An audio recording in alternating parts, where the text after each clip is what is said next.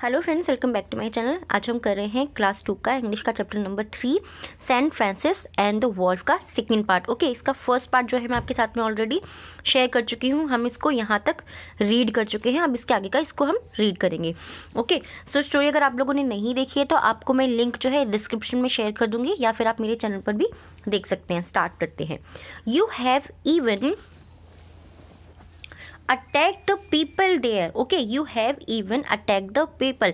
ये कौन बोल रहा है? ये सेंट फ्रांसिस बोल रहे हैं। किससे? वॉल्फ से। वॉल्फ क्या होता है? वॉल्फ मीन्स होता है भेड़िया।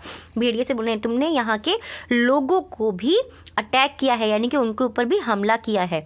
It is bad of you to do so. It is bad of you, ये तुम्हारे द्वारा किया हुआ गलत काम है। ठीक है, it is bad of you, ये तुमने गलत किया है। डू सो, ये जो तुमने किया है ये गलत किया है।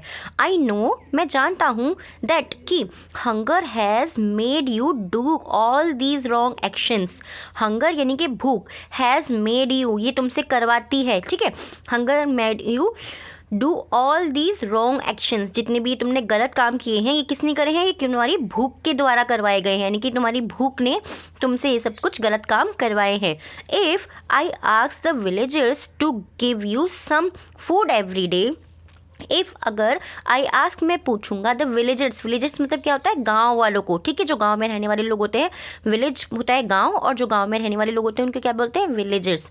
टू गिव यू, जो तुम्हें दें, यू तुम्हें, सम फूड तुम्हें डेली कुछ फूड दे, एवरी डे यानी कि रोज़ाना, या फिर डेली हम बोलते हैं ना डेली यानी कि रोज़ाना या प्रत्येक दिन अगर कुछ खाने को दें। विल यू स्टॉप, तब तुम क्या स्टॉप कर दोगे? तुम क्या रोक दोगे? अटैकिंग यानी कि उन पर हमला करना, दैम उन पर।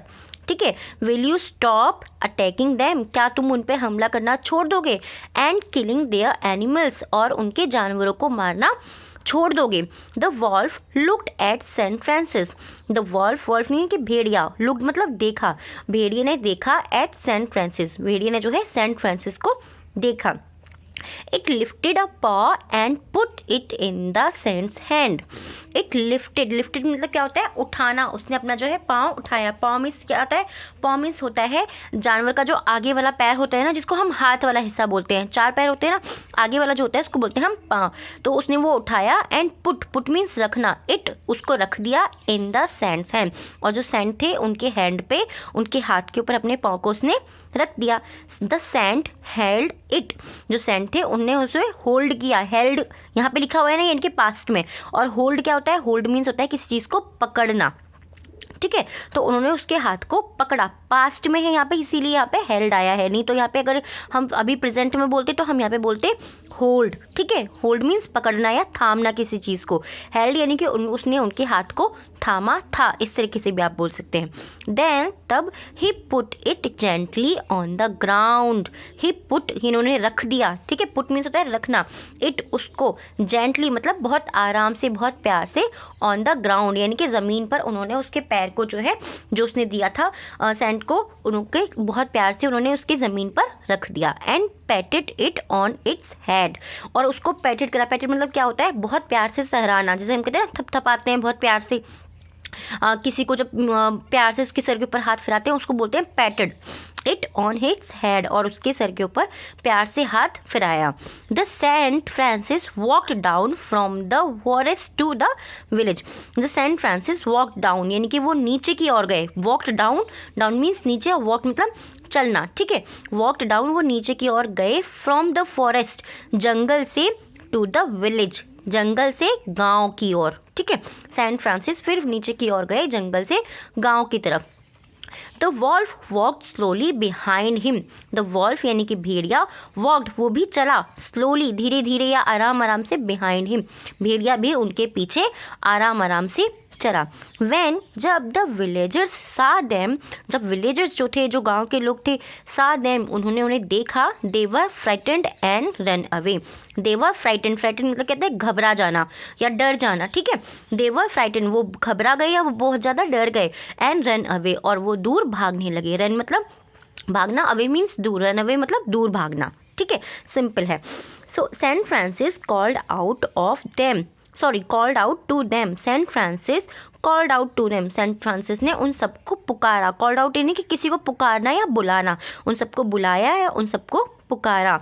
डोंट रन अवे, कोई नहीं जाएगा, यानी कि डोंट रन अवे, दूर मत भागो। डोंट बी अफ्रेड, कोई मत डरो। उस तरीके से उन्होंने बोला कि डरो मत या घबराओ मत, ठीक है। नाउ अब brother wolf will not trouble you again. Now यानी कि अब ब्रदर वॉल्फ, भाई वॉल्फ या भाई भेड़िया, विल नॉट ट्रबल, ट्रबल मतलब क्या होता है, परेशान करना, यू तुम्हें, अगेन मीन्स दोबारा। अब भाई वॉल्फ तुम्हें परेशान नहीं करेगा।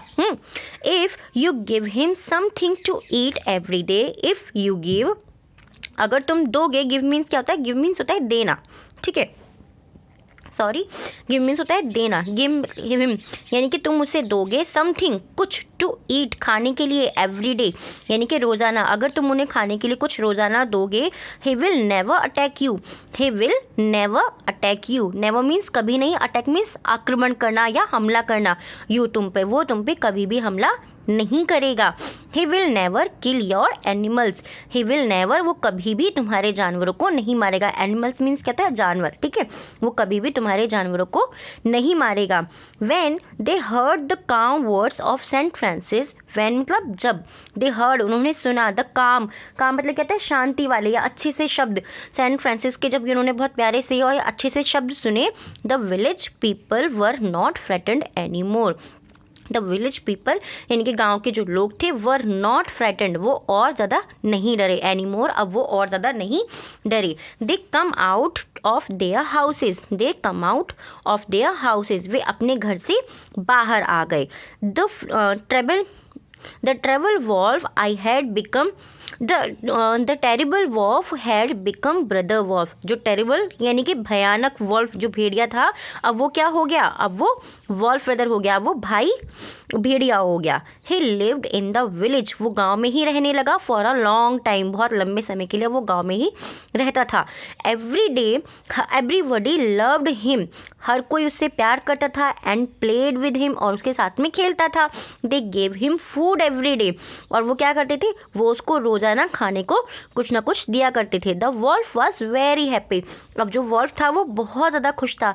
यहाँ आप देख रहे हैं ना, यहाँ कोई से नहीं डर रहा है, तो क्या हुआ, वॉल्फ जो था वो इन सबका फ्रेंड बन गया।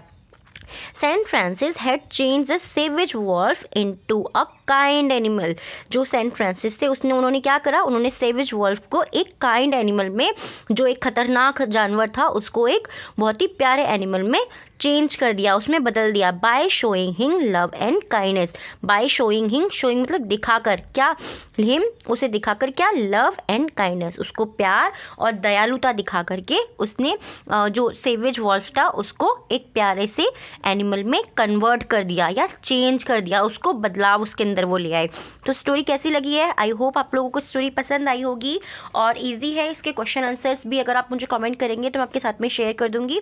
स्टोरी कैसी लगी प्लीज़ मुझे कमेंट करके ज़रूर बताइएगा। Thanks for watching.